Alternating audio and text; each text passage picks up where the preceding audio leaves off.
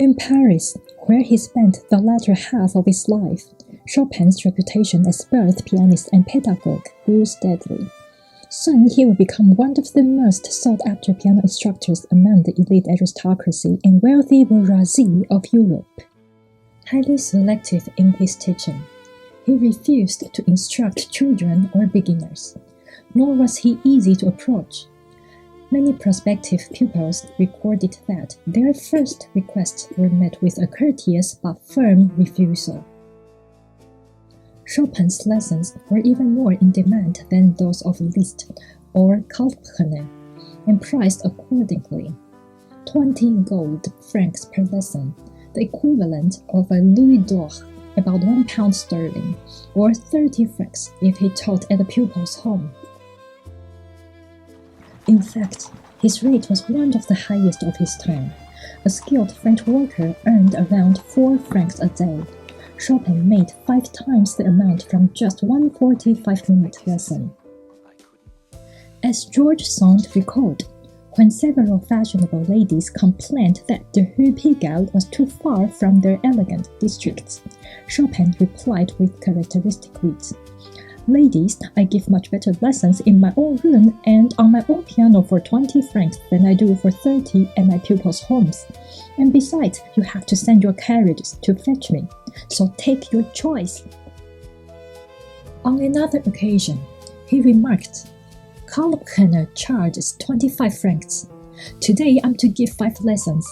You'll probably think I'm making a fortune, but you are wrong. The cap and white gloves cost more than I earn, but without them I would not be in good form."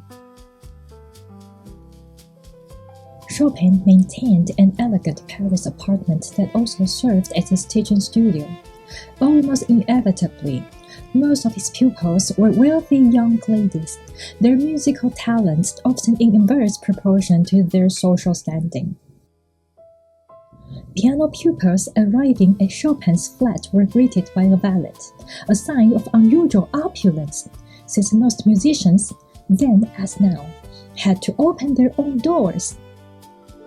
While waiting in the antechamber, students discreetly placed their lesson fee, carefully sealed in an envelope, on the mantelpiece.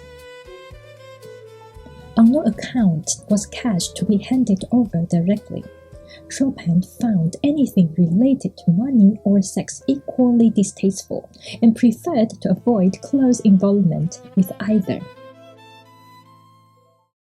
Nowadays, teaching fees vary widely across the globe. Some highly esteemed musicians command exceptional rates, while others must negotiate their fees outside the formal system. In Taiwan, pianists with bachelor's or master's performing degrees teaching in private music classrooms or local studios typically earn 15 to 25 USD per hour after commission. Depending on the school, commission fees of 30 to 50% are standard. For private students, the rates are generally higher, ranging from about 35 to 60 USD per hour. By contrast, professors holding academic positions at universities may charge 100 to 200 USD per hour, or even more, for private lessons. Piano teaching rates can vary so much from place to place, depending on historical, cultural, and geographical factors. I'd love to hear how it is in your country. Share your thoughts in the comments, and I'll see you in the next episode.